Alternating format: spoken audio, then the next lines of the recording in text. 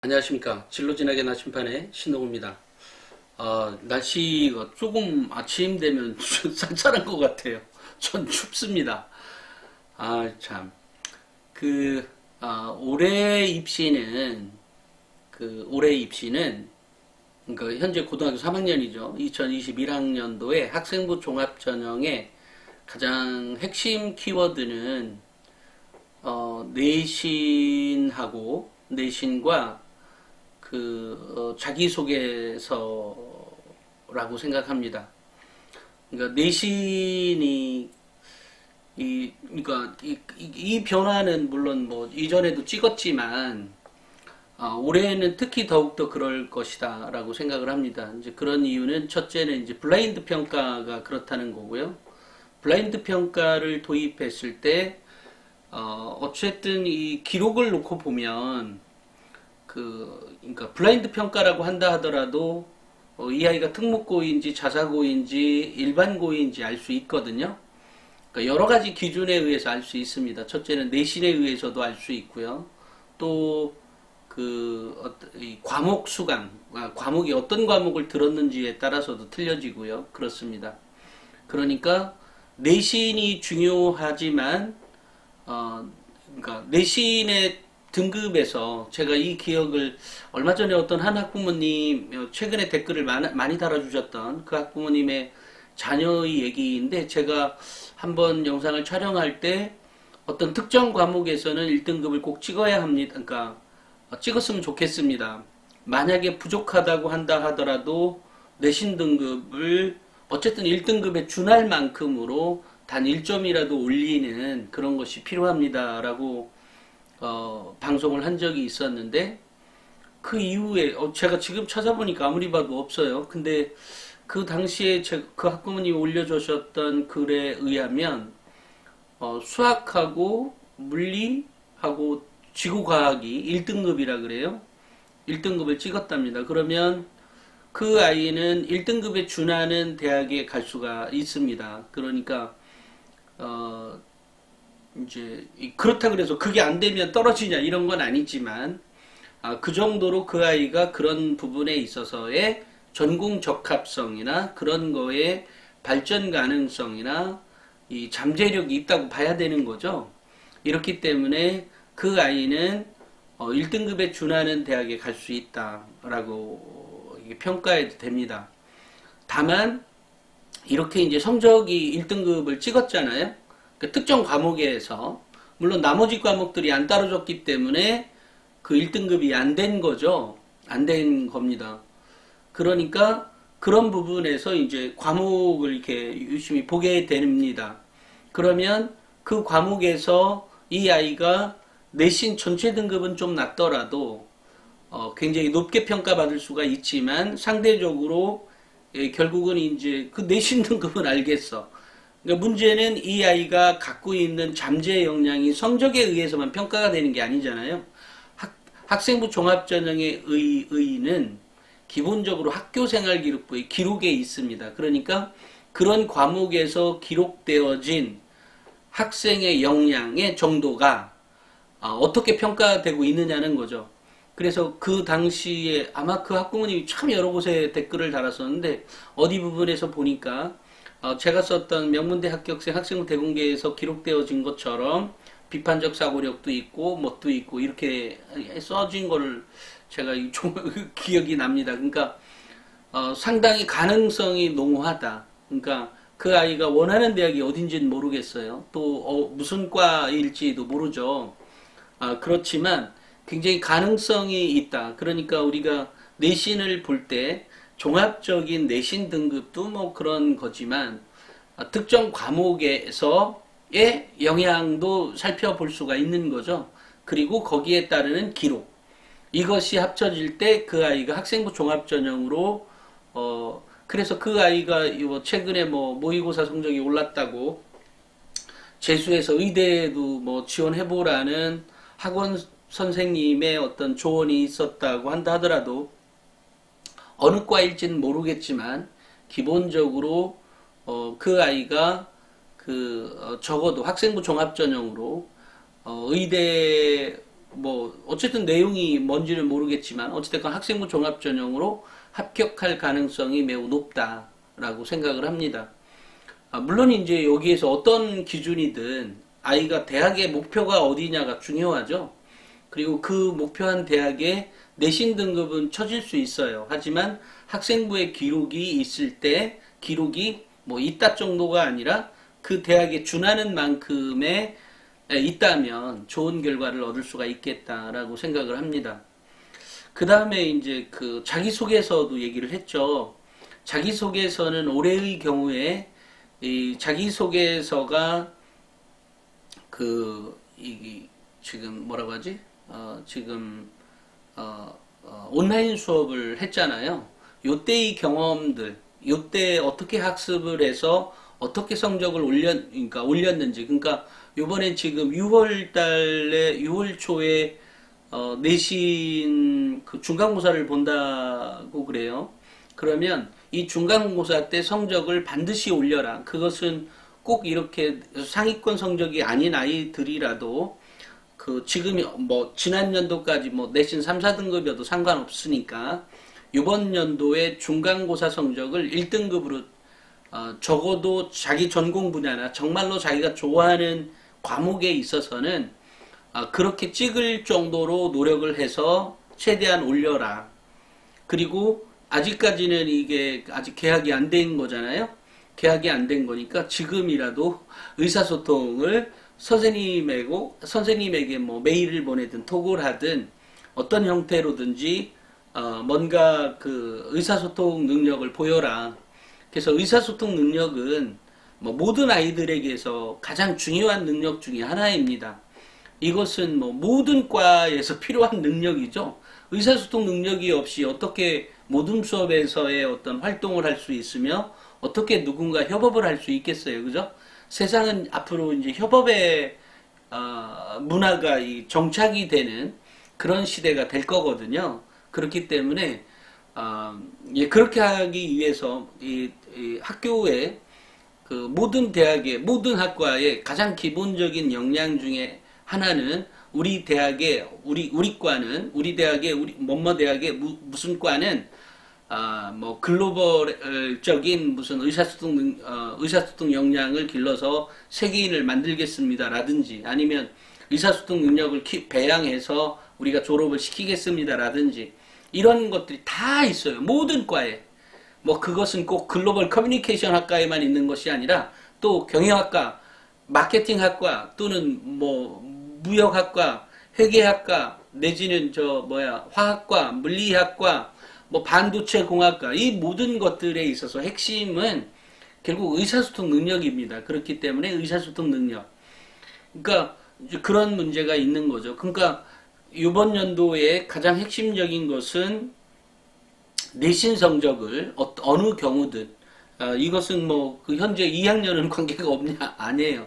모든 학생들에게 있어서 이번 연도는 어느 누구도 경험해 보지 못한 것들을 똑같이 경험하게 했잖아요.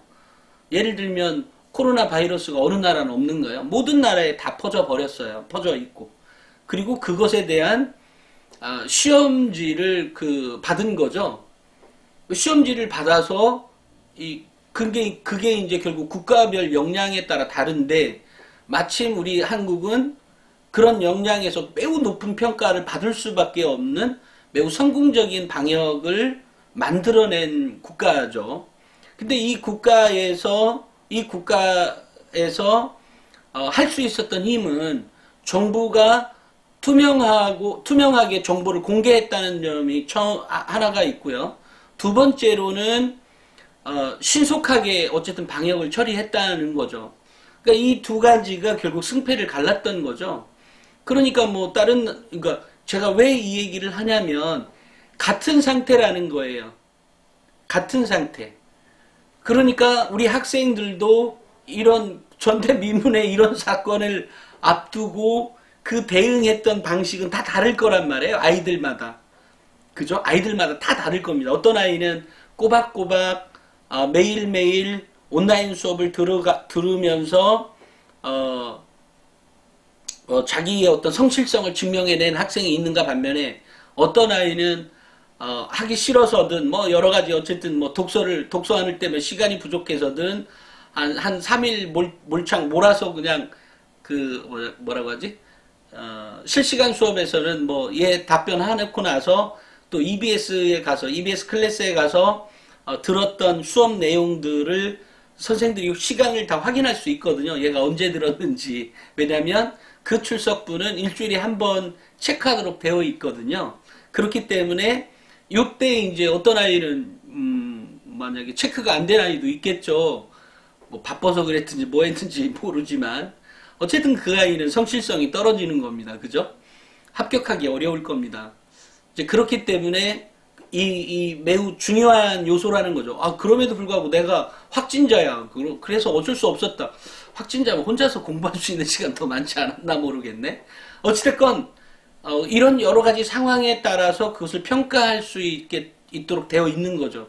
그러니까 학교도 만약에 이런 저의 말을 듣고 그렇게 평가해 준다라고 하면 그 학교의 대입 실적은 굉장히 좋아질 겁니다.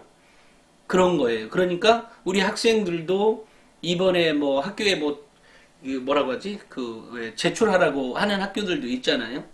왜냐면 그 아이의 상태를 정확히 모르니까 이럴 때 내가 어떻게 해서 나의 성실성을 증명해 보이려고 나는 이렇게 이런 활동을 했고 이걸로 인해서 나는 내가 정말 이 전공에 맞는 전공 적합성에 맞는 이런 역할을 내가 해냈다 라든지 어쨌든 제가 얘기했잖아요. 교사한테 그런 거 제출할 때도 내가 어떤 것을 했다. 나 수업 다 들었습니다. 라고 선생님한테 제출하는 것이 아니라 내가 어떤 것 때문에 내 나름의 어떤 목표를 설정해서 이렇게 했다라고 하면 학교생활기록부에 이 아이는 목표가 뚜렷하고 자기의 어떤 목표를 위해서 뭐 어떤 도전을 멈추지 않는 그런 아이라고 이렇게 평가를 받을 수 있는 거잖아요. 그러니까 그런 힌트를 주라는 거죠.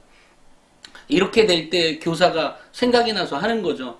제가 그 학교 선생님들한테 그 학교생활기록부 작성과 관련한 뭐 연수죠. 교육이나 이런 거 할 때 보면 제가 꼭 제가 이렇게 얘기합니다. 제가 유튜브를 하는데 그런 힌트를 주라고 얘기합니다. 그러면 그런 힌트를 받았을 때 선생님들은 얘가 이렇구나. 왜냐하면 선생님들도 이렇게 적을 때 선생님들이 한꺼번에 적을 거 아니에요. 생각날 때마다 적을 수가 없어요. 왜냐하면 선생님도 이 기록을 해줄 때는 몰입할 시간이 필요하거든요. 그래서 지난번에 언제 한번 가서 강의할 때 선생님들 공부 잘하는 애부터 적어주세요. 못하는 애부터 적어주세요. 이렇게 해서 공부 잘하는 애부터 적어준 사람 손 들어보세요. 라고 이렇게 얘기를 해요, 제가. 그러면 선생님들이 많은 수가 이제 손을 들어요. 그러면 아니 선생님 그러면 처음부터 집중이 안 될 거 아니에요. 그러니까 공부 좀 중간이거나 좀 못하는 애부터 이렇게 적어서 몰입이 딱 됐다 그러면 1등 그거 꺼내서 그때부터 적어주세요.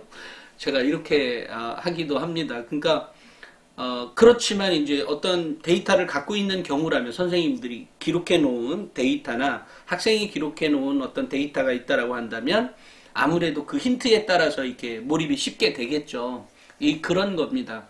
그러니까 이 방송을 보시는 우리 학부모님들은 제 말 잘 듣고 있다가 이 방법을 꼭 그렇게 써먹기 바랍니다. 왜냐면 이렇게 뭔가 기록을 해줄 때 저 역시도 이렇게 말로 이렇게 할 때는 특정하게 막 죄가 이렇게 올라온 경우가 아니면 말하기가 참 그렇거든요. 왜냐면 아무것도 없는데 그냥 저 혼자 떠들고 있는 거 아니에요. 이런 상태가 별로 썩 이게 좋지는 않거든. 그러니까 썩 좋은 환경이 아니죠. 말을 곧바로 튀어나오게 한다든지. 그러니까 기억 속에 있는 얘기를 막 끄집어낸다 해도 저 역시도 그 말하는 거에 따라가다 보면 원제 본질을 까먹기도 하고 뭐 그렇기도 하거든요.